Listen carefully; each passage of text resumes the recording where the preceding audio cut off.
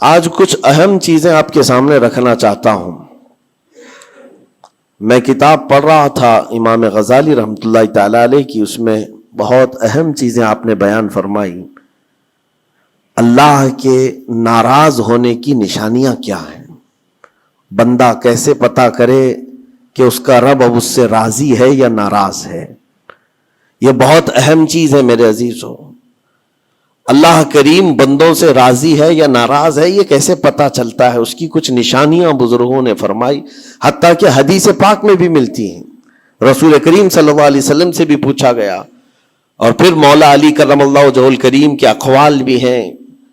آج ہمیں ان چیزوں کی طرف خاص نظر کرنے کی ضرورت ہے. اگر وہ چیزیں پتہ چل جائے تو ہو سکتا ہے انسان اپنے آپ کی اصلاح کر لے اور اس میدان سے نکل آئے. کیونکہ غفلت میں کبھی ایسا ہوتا ہے کہ اسے لگ رہا ہے میں جو چل رہا ہوں صحیح چل رہا ہوں، سب تو ٹھیک ٹھاک ہے، لیکن بسا اوقات ایسا ہوتا ہے کہ وہ اتنے غلط راستے پر ہے کہ رب تعالیٰ کی ناراضگی اس کے ساتھ ہے. حدیث پاک میں اگر پوچھا گیا تو حدیث میں ایک لفظ سب سے زیادہ ہے، کئی حدیثیں ہیں. ابن ابی دنیا میں یہ حدیث منقول ہے. حضور پاک صلی اللہ علیہ وسلم نے فرمایا، اللہ کے ناراض ہونے کی سب سے بڑی نشانی یہ ہے کہ جب تم میں سے سب سے برے لوگوں کو تم پر وہ حاکم بنا دے تو سمجھ لو کہ اللہ قوم سے ناراض ہے. برے لوگ، آج تو یہ تو لوگوں میں زبان زد ہو گیا ہے جملہ کہ حاکم جو ہوتے ہیں وہ گنڈے ہوتے ہیں، موالی ہوتے ہیں، جو سیاست میں جاتے ہیں، حکومت کرتے ہیں، وہ سب کے سب چھٹے ہوئے بدماشوں میں سے آتے ہیں. ایک طرح سے لوگوں میں ایک بات مشہور ہے، اور اس کو تو اب نارملی لیا جا رہا ہے. کوئی اچھا آدمی جاتا بھی ہے تو اس کو پوچھا جاتا ہے تجھے کیا ہو گیا کہ تو اس میدان میں آ گیا. حالانکہ یہ میدان اتنا بدنام ہوا ہے تو اس کو آپ نارملی نہ لیں، بلکہ رسول پاک صلی اللہ علیہ وسلم فرماتے ہیں اللہ کے ناراض ہونے کی یہ نشانی ہے. اور دوسری نشانی فرمایا کہ جب اللہ کریم ناراض ہوتا ہے تو بارشوں کو روک لیتا ہے، بے موسم بارش آنے لگتی ہے. اگر بغیر موسم کے الگ الگ انداز سے بارشیں آنے لگ جائیں تو سمجھ لو کہ رب تبارک و تعالیٰ کی غضب کی نشانی ہے اور اس کی ناراضگی کی نشانی. پھر تیسری چیز اسی حدیث میں یہ فرمایا گیا کہ رب تبارک و تعالیٰ لوگوں کے رزق سے برکت ختم کر دیتا ہے، اس کی ناراضگی کی یہ نشانی ہے. اب برکت ختم ہونے کے طریقے بہت سارے ہیں، اب اس کو میں آپ کو بتاتا ہوں. لیکن مجھے جو بات بہت اہم لگی اور دل پر لگی، مولا علی کرم اللہ وجہہ الکریم ایک بار بیٹھے ہوئے تھے، تسبیح پڑھ رہے تھے. ایک شخص آیا اور بہت بپھرا ہوا تھا، پریشان حال تھا. دروازہ کھٹکھٹایا، اندر آیا. مولا علی کرم اللہ وجہہ الکریم نے پوچھا کیا بات ہے، کیوں اتنا پریشان ہے؟ کہا کہ میں لٹ گیا، اتنا برباد ہو گیا ہوں، میں کیا کروں، مجھے کچھ سمجھ میں نہیں آتا. یہ کئی لوگوں کی زندگی میں چلتی ہوئی بات میں آپ کے سامنے رکھ رہا ہوں. آج سے 14 صدی پہلے یہی سیم مسئلہ لے کر کے آیا جو آج بہتوں کے ساتھ یہ چل رہا ہے. پوچھا آپ نے کیا ہوا ہے؟ کہا اچھا خاصا میرا بزنس چلتا تھا، اچانک رک گیا. اچھی خاصی تجارت تھی، مال بہت آتا تھا، سب اچانک بند ہو گیا. اب تو پوزیشن یہ، حال یہ ہے کہ جس چیز میں ہاتھ لگاتا ہوں نقصان ہی ہوتا ہے. اور اس نے یہ بھی کہا کہ اگر میں سونے کو بھی ہاتھ لگاؤں تو ایسا لگتا ہے مٹی بن جائے گی. ساری چیزیں ختم ہو گئی ہیں. وہ رویا جا رہا تھا اور کہا کہ مجھے اس کا سبب نہیں پتا ہے، کیا ہو رہا ہے کیا نہیں ہے. مولا علی کرم اللہ وجہہ الکریم نے ایک ہی چیز فرمایا، کہا کہ میں تیری سبب کو پہچان لیا. یہ جو چیزیں ہو رہی ہیں تیرے ساتھ، میں تیرے سبب کو پہچان لیا. کہا کیا ہے؟ کہا کہ رب تبارک و تعالیٰ تجھ سے ناراض ہے ان گناہوں کی وجہ سے جو تو جان بوجھ کر کنٹینیو کرتا ہے، روزانہ جاری رکھا ہوا ہے. میرے عزیزوں، لوگوں کے ہاں آج یہ سب چیزیں ہیں، لیکن وہ اس چیز کی طرف نہیں آتے کہ کون سے گناہ ان کے ساتھ چل رہے ہیں. جب بندہ گناہوں پر مصر ہو جاتا ہے، اصرار کا مطلب کنٹینیو کر رہا ہے، تو یہ نشانی ہے. خاص طور پر مولا علی کرم اللہ وجہہ الکریم نے فرمایا کہ اس کا رب اس سے ناراض ہے. اللہ ناراض ہے, اس کو توبہ کی توفیق نہیں مل رہی ہے, اس کو باز آنے کا موقع نہیں مل رہا ہے. اس نے پوچھا کہ میں کیسے پتہ کروں کہ کون سے گناہ چل رہے ہیں اور کن گناہوں کی وجہ سے میرے رزق کی برکت ختم ہو رہی ہے. حضرت مولا علی کرم اللہ وجہہ الکریم نے فرمایا کہ تجھے پتہ ہے, احساس کرنا ہوگا, احتساب کرنا ہوگا. کچھ چیزیں ایسی ہیں جن کو تو روز کر رہا ہے. اگر فجر کی نماز کے لیے نہیں اٹھتا ہے, نماز نہیں ہوتی ہے تیری, تو یہ تو گناہ کبیرہ ہے. گناہ کبیرہ ہے, یہ زنا سے بڑھ کر کے گناہ ہے نماز کا ترک کرنا. تو یہ اگر تیری زندگی میں کنٹینیو جاری ہے تو گویا کہ تو حرام پر حرام, کبیرہ پر کبیرہ کرتا ہوا اس قدر اصرار کرتا جا رہا ہے, تو تیرے رزق کی برکت کہاں رہے گی؟ ختم ہو جائے گی. تیرے دل کے اندر اللہ تعالیٰ نے سختی پیدا کر دی ہے. میرے عزیزو, آج کے حالات میں اگر کوئی اس طرح کا معاملہ لے کر کے آئے, بابا کے پاس فوراً بھاگے گا کہ میرے روزی پر کسی نے بندش کر دی ہے, روک لگا دی ہے, کسی نے جادو ٹونا کر دیا ہے. اس کو اپنی فکر نہیں ہے کہ اس کے عمل کیا ہے, لیکن باباؤں کے پاس جانا ہے, کسی مولانا کے پاس جانا ہے, کسی عامل کے پاس جانا ہے. دکان میں اچھی تجارت چل رہی تھی, اچانک بند ہو گیا, اور بابا بھی یہ نہیں کہتے کہ توبہ کر لے تو صحیح ہو جائے گا. نہیں, وہ اس کے رشتہ داروں میں سے کسی نے بڑا کچھ کر دیا ہے, اس کو یہی سجیسٹ کیا جائے گا. اور یہ ایسا خطرناک ماحول ہے, میں دیکھ رہا ہوں. کوئی بھی اٹھ کر کے جاؤ, کسی عامل کے پاس آپ جاؤ, کہا جائے گا کہ بڑا کچھ کیا ہے آپ کے ساتھ, بڑا کچھ کیا ہوا ہے, تمہاری روزی پہ بند باندھا ہوا ہے, تمہاری تجارت پر جو ہے روک لگائی گئی ہے. کون کیا ہے؟ تمہارے چاہنے والوں میں سے, رشتہ داروں میں سے. اور اس بندے کو رشتہ داروں کا دشمن بنایا جاتا ہے. وہ ہر ایک پر نظر رکھتا ہے, پھپھو نے کیا کہ ماموں نے کیا کہ چاچا نے کیا, فلاں نے کیا, سارے رشتہ داروں پر اس کی شک کی نظر ہے. یہ قطع رحمی کا ایک بہت بڑا مظہر اس کو بنایا جا رہا ہے. کتنے گھروں کو اس طرح باباؤں نے توڑ رکھا ہے, اور انجانے میں یہ دماغ میں یہی بیٹھا کر کے رکھا ہے کہ نہیں, میری روزی پر انہوں نے ہی بندش باندھی ہے. یقین کے ساتھ کسی کو نہیں معلوم. کاش یہ اگر اس کو بتائے ہوتے, یہ 99% جن کو تکلیفیں ہیں ان کے روزی کے معاملات, ان میں سے 99% کے حالات ایسے ہیں کہ فجر کی نماز نہیں پڑھتے. یہ کسی کو توفیق نہیں ہوتی, کسی بابا کو, کسی عامل کو, کہ ان کو تنبیہ کریں. فجر کی 2 رکعات رزق کے کئی دروازے کھول لیتی ہے. میرے آقا صلی اللہ علیہ وسلم کا فرمان ہے, اور تم بستر پر ٹانگ پھیلا ہے سوئے ہوئے ہو, اور پھر شام میں اٹھ کر بابا کے پاس جا کر کہتے ہو بندش ہے, کسی نے باندھ کے رکھا ہے, تم نے خود اپنے اعمال سے باندھا ہوا ہے. اور رب تبارک و تعالیٰ فرماتا ہے سورہ فاطر میں, ما یفتح اللہ للناس من رحمت فلا ممسک لہا, اللہ اپنی رحمت سے جس کے لیے دروازے کھولتا ہے کوئی اسے بند نہیں کر سکتا. یہ رب کا فرمان سنا رہا ہوں. وما یمسک فلا مرسل لہ من بعدہ, اور اللہ فرماتا ہے جس کے لیے اللہ روک دے کوئی طاقت اسے کھول نہیں سکتی. اللہ نے اگر بند کر دیا ہے تو کوئی نہیں کھولے گا. اب یہ رب تبارک و تعالیٰ کس کے لیے بند کرتا ہے, کس کے لیے کھولتا ہے, یہ اس کی شان ہے. لیکن ساتھ میں ایک بات اور آپ کو بتا دوں. حضرت ابو سفیان ثوری رحمۃ اللہ تعالی علیہ, حضرت سفیان ثوری کا ایک قول ہے, قسوۃ القلوب عقوبۃ للعاصی, یہ گناہ کنٹینیو جو کر رہا ہے اس کی سزا کیا ہے؟ یہ اللہ تبارک و تعالیٰ کے ناراضگی کی نشانی. سزا کیا ہے؟ کچھ لوگوں کو ایسا لگتا ہے مجھے کچھ نہیں ہو رہا ہے, میرا گھر بار سب صحیح ہے, ٹھیک ٹھاک ہے, تو فرمایا اس کی پہلی سزا تو یہ ہے عقوبۃ قسوۃ القلوب, یعنی جو کنٹینیو گناہ کرتا ہے رب تعالیٰ اس کا دل پتھر کی طرح بناتا ہے, سخت ہو جاتا ہے اس کا دل. نہ رب تبارک و تعالیٰ کے نام پر اس کی کبھی آنکھیں بھیگتی ہوئی دکھتی ہیں, نہ عذاب قبر کا اسے خوف محسوس ہوتا ہے, نہ محشر کے دن کی فکر, نہ جہنم کے لپکتے ہوئے شعلوں سے اس کا دل دہلتا ہے. نہیں, دل سخت ہو گیا ہے. گناہوں پر جو بندہ کنٹینیو اصرار کرتا جاتا ہے اس کا دل سخت کر دیا جاتا ہے. یہ رب تبارک و تعالیٰ کے ناراض ہونے کی نشانی ہے، غضبناک ہونے کی نشانی ہے۔ اور ایک نشانی یہ فرمائی ہے، تابعین نے فرمایا کہ اگر بندے کو عبادت کرنے میں مزہ نہیں آتا تو سمجھ لو کہ رب تعالیٰ اس سے ناراض ہے اور توفیق چھین لیا۔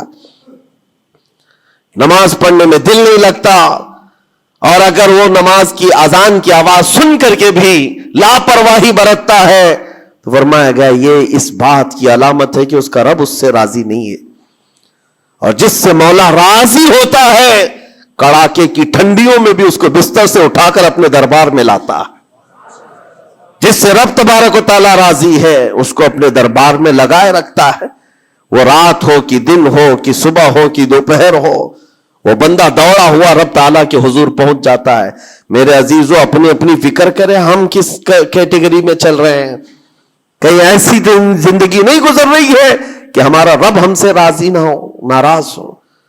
پھر پوچھا گیا کہ اگر اللہ تبارک و تعالیٰ ناراض ہے تو پھر دولت کی ریل پیل گھر بار ساری چیزیں ہیں۔ فرمائے یہ بھی ایک نشانی اللہ کی ناراضگی کی کہ گناہ کنٹینیو ہونے کے باوجود اگر تمہارے مال میں کمی نہیں آ رہی ہے، روزانہ بڑھتا جا رہا ہے، تو خوف کھاؤ کہ اللہ بڑے عذاب کا تمہارے لیے تیاری فرما رہا ہے۔ آخرت میں تمہارا کوئی حصہ نہیں ہوگا، سب کچھ دنیا میں دے دیا جائے گا اور تمہارے لیے بڑے عذاب کی تیاری ہو رہی ہے۔ اگر گناہوں کی وجہ سے پکڑ نہیں ہوئی اور تمہارا مال اور یہ ساری چیزیں چل رہی ہیں تو یہ اس بات کی علامت ہے کہ بڑے عذاب کی تیاری ہے۔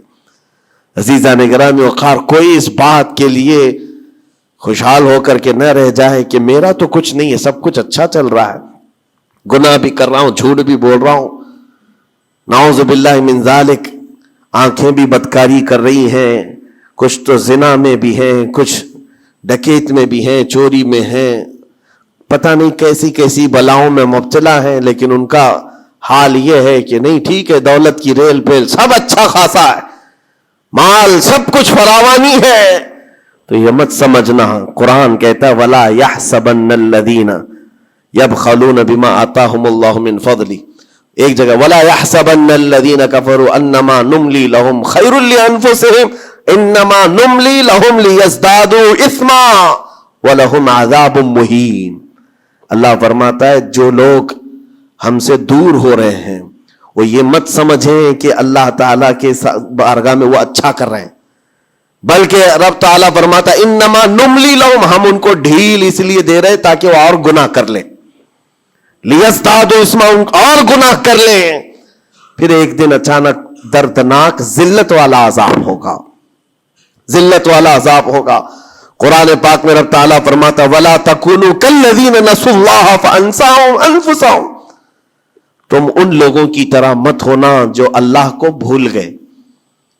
جو عبادت سے دور ہوتا ہے یہ اللہ کے غضب کی نشانی ہے، اللہ اس سے ناراض ہے۔ اگر عبادات میں نہیں آ پا رہا ہے، نمازیں اس کی کمپلیٹ نہیں ہو رہی ہیں تو اللہ ناراض ہے اس سے۔ اور قرآن میں رب تعالیٰ فرماتا ہے، یہ سورہ حشر کی آخری آیتوں میں سے ہے، مشہور آیت، وَلَا تَكُونُوا كَالَّذِينَ نَسُوا اللَّهَ، جو اللہ کو بھول گئے تھے ویسے مت بنو، ورنہ کیا ہوگا؟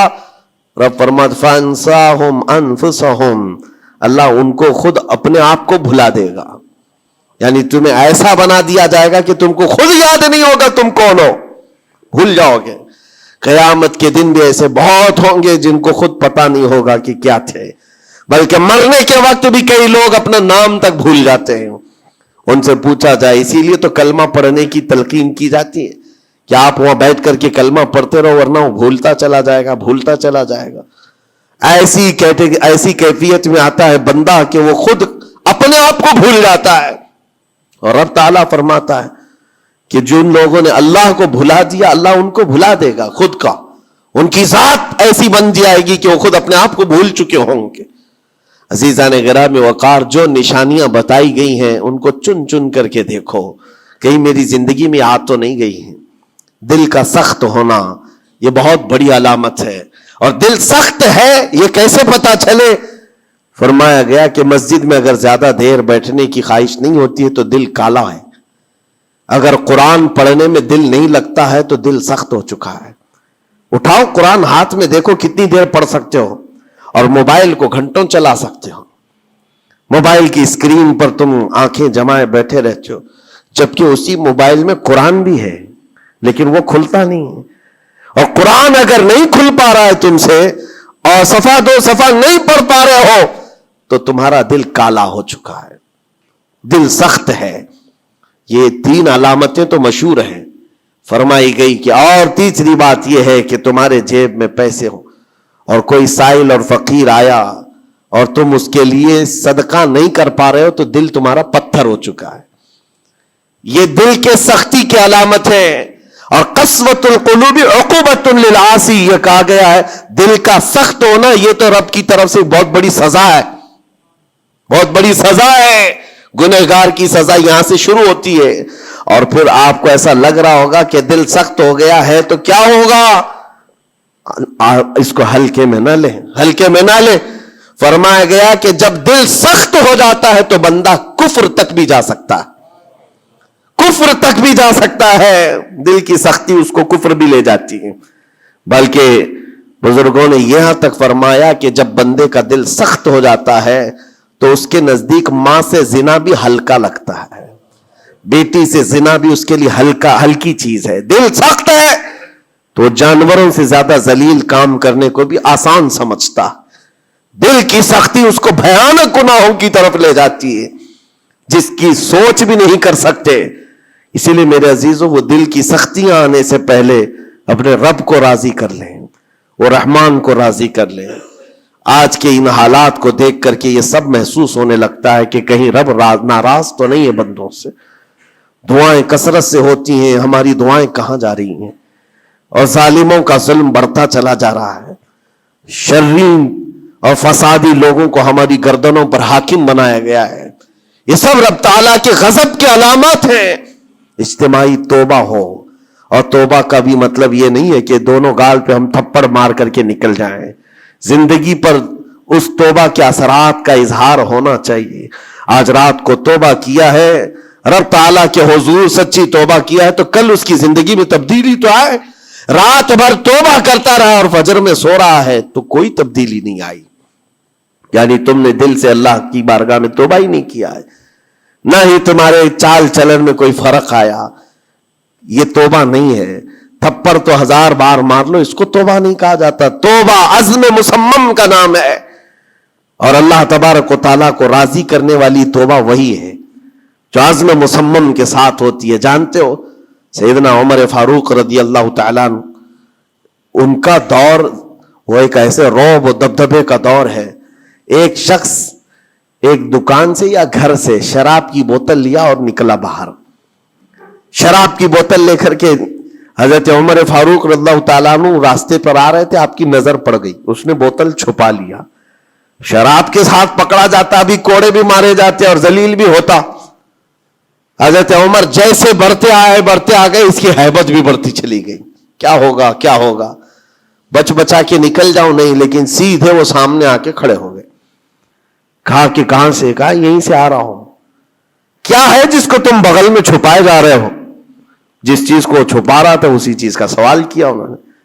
اس بندے نے کہا کچھ نہیں امیر المومنین، دودھ کی بوتل ہے، دودھ کی بوتل ہے، میں چھپایا ہوا ہوں، آپ آ رہے تھے آپ کی عظمت میں. حضرت عمر فاروق رضی اللہ تعالیٰ عنہ کی دوربین نظر جانتی تھی. آپ نے کہا دودھ کی بوتل ہو تو چھپانے کی ضرورت کیا ہے، نکالو باہر. اب اس کے ہاتھ اتنے کانپنے لگ گئے ڈر کے مارے کہ وقت کا وہ امیر المومنین کھڑا ہے جس سے قیصر و کسریٰ بھی تھر تھراتے ہو. اب ان کے سامنے کیا بہانہ کیا جا سکتا ہے؟ اس نے بغل میں سے آہستہ سے بوتل نکالی، آپ کے سامنے سر جھکا کر پیش کیا. حقیقت میں وہ دودھ کی ہی بوتل تھی، دودھ کی ہی بوتل تھی. یہ دیکھ کر اس کا سر چکرا گیا. شراب لے کر کے نکلا تھا اور بغل میں چھپایا بھی تھا امیر المومنین کے ڈر سے. حضرت عمر فاروق نے کہا کہ یہ دودھ کی بوتل ہے تو تیرے اندر اتنا ڈر اور سہم کس بات کا، سچ بتا. رونے لگ گیا، آپ کا دامن پکڑ کر کے کہا امیر المومنین سچ بتاؤں تو شراب کی بوتل لے کے نکلا تھا، لیکن جیسے ہی آپ پر نظر پڑی دل اتنا پسیج گیا، میں اندر سے رحمان کو پکارا، اے رب کریم آج تو عمر کے سامنے میری عزت بچا لے, کبھی ہاتھ نہ لگاؤں گا, شراب کبھی نہیں پیوں گا. دل سے میں نے پکارا, رب تعالیٰ نے میری عزت رکھ لی اور اس شراب کو دودھ میں بدل دیا. میرے عزیزوں, وہ ناراض ہوتا ہے تو جلدی راضی بھی ہوتا ہے, وہ راضی بھی ہوتا ہے. ایسا نہیں ہے کہ مولا تعالیٰ غضبناک ہے تو بندوں کو عذاب میں مبتلا کرے گا. ایک دعا کرو, ایک دعا کرو. رب تبارک و تعالیٰ کی بارگاہ میں جو مجھے بڑی لگی دل کو, جو میں آپ کے سامنے شیئر کر رہا ہوں, کبھی سجدے میں گر کر اس سے مولا سے اتنا کہو کہ اے رب تیرے لیے بندے میرے علاوہ کروڑوں ہیں, میں ایک نہیں ہوں, تیرے تو کروڑوں بندے ہیں, لیکن مولا میرے لیے تو صرف تو ایک ہی ہے. میرے لیے تو صرف ایک ہی ہے جس کے سامنے جھک کر میں مانگ سکتا ہوں. تجھ سے جو منہ چھپاؤں تو کروں کس کے سامنے. رب تبارک و تعالیٰ کو یہ ادا پسند آتی ہے, کیونکہ یہ قرآن پاک میں حضرت عیسیٰ علیہ السلام کے ضمن میں بیان کی گئی ہے. اللہ تعالیٰ نے خود اس کو قرآن میں فرمایا, ان تعذبہم فإنہم عبادک وَإِن تَغْفِرْ لَهُمْ فَإِنَّكَ أَنْتَ الْعَزِيزُ الْحَكِيمُ. عیسیٰ علیہ السلام نے اپنے امتیوں کے لیے اللہ کی بارگاہ میں یہ التجا کی تھی, مولا اگر تو ان کو عذاب دے گا تو تیرے ہی تو بندے ہیں, تیرے ہی تو بندے ہیں, اور اگر بخش دے گا تو تو غالب حکمت والا ہے, تیرے خزانے میں کوئی کمی نہیں ہونے والی ہے. عزیزان گرامی وقار, جن گناہوں پر زندگی گزر رہی ہے اس سے نکل آنا ضروری ہے. آج یا کل موت کا فرشتہ آ جائے گا, کہیں ایسا نہ ہو کہ اسی گناہوں کے دروازے پر ہمیں دستک دی جائے, اور جو بندہ جس حال میں دنیا سے مرتا ہے پھر اسی حال میں اسے اٹھایا نہ جائے, ذلیل لوگوں میں اس کو قیامت کے دن اٹھایا نہ جائے. جانے کی تیاری تو ہونی چاہیے, اور جس طرح سے بھی ممکن ہو سکے توبہ کرو, اپنے اندر سے اور باہر سے صاف ہو جاؤ. اور رب تبارک و تعالیٰ کو راضی کرنے کے لیے توبہ سب سے بڑی چیز ہے, سب سے بڑی چیز ہے. میرا رب فرماتا ہے قرآن پاک میں, لا تقنطوا من رحمت اللہ, اللہ کی رحمت سے مایوس نہ ہو, وہ سارے گناہوں کو معاف کرے گا, بے شک اللہ غفور و رحیم ہے. لیکن آج جو اس کے ناراضگی کی نشانیاں ہیں اپنی زندگی میں ڈھونڈ ڈھونڈ کے نکال لو. اگر مجھ سے عبادت نہیں ہو رہی تو میرا رب ناراض ہے مجھ سے, میرے گھر میں تجارت پر روک لگی ہے تو میرا رب ناراض ہے, اور اگر مال و دولت کی کثرت ہے لیکن گناہ مجھ سے نہیں چھوٹ رہے ہیں تو پھر تو اللہ تعالیٰ ایک بڑے عذاب کی تیاری میں ہے. رب تبارک تعالیٰ ایک بڑا عذاب میرے لیے تیار رکھا ہے, بڑا عذاب میرے لیے تیار رکھا ہے. میرے ان گناہوں کی وجہ سے وہ سب کچھ مجھے دنیا میں دے رہا ہے. یہ ڈر کی بات ہے. اللہ تبارک و تعالیٰ کی بارگاہ میں دونوں چیزیں رکھے, اس کی بخشش کی امید بھی اور اس کے پکڑ کا خوف بھی. اور اس خوف اور امید کے بیچ میں جینے کا نام ایمان کی زندگی ہے. اللہ کریم ہم سب کو اس ایمان کی زندگی عطا فرمائے. رب تبارک و تعالی ہم سب کو اپنے غضب سے دور رکھے, اس کی ناراضگی سے ہمیں دور رکھے. اللہ اے رب کریم اس وقت تک ہمیں تو دنیا سے نہ اٹھا جب تک تو ہم سے راضی نہ ہو جا. اے اللہ جب تک تو ہم سے راضی نہ ہو جا, اے اللہ جب تک تو ہم سے راضی نہ ہو جا. وصلی اللہ تعالی علی خیر خلق محمد وآلہ وصحبہ اجمعین, وآخر دعوانا الحمد للہ رب العالمین. السلام علیکم.